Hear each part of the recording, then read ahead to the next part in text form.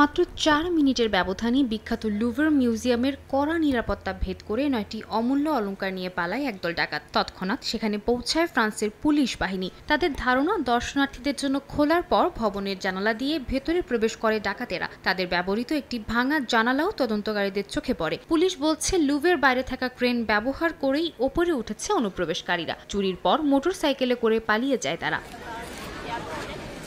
স্বরাষ্ট্র মন্ত্রণালয়ের বিবৃতিতে জানা যায়, ডাকাত দলটি স্থানীয় সময় সকাল 9:30টায় আক্রমণ করে। এ সময় তারা ফ্রেঞ্চ ক্রাউন জুয়েলসের আবাসস্থল গ্যালারি ডি অ্যাপোলন বিল্ডিং এ প্রবেশ করে। তবে কোন কোন গয়না চুরি হয়েছে সে বিষয়ে এখনো কিছু বলা হয়নি। ফরাসি সংস্কৃতি মন্ত্রী রাচিদা দাতির দাবি, এটি কোনো পেশাদার দলের কাজ।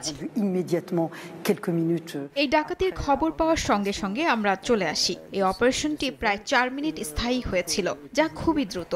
আমাদের বলতে হবে, এরা পেশাদার ডাকাত চক্র। এ ঘটনায় সাময়িকভাবে বন্ধ ঘোষণা করা হয় জাদুঘর। তবে চুরি করা অলংকার বিক্রি করতে হিমশিম খাবে অপরাধীরা বলে ধারণা বিশ্লেষকদের। তাদের মতে, অলংকারগুলো অমূল্য। সকলের মধ্যে পরিচিত ও জনপ্রিয় এই জিনিসগুলো বিক্রি করতে গেলে তা পুলিশের গোচরে আসবে বলে মনে করছেন তারা। সাদিয়া তাসনিম, সময় সংবাদ।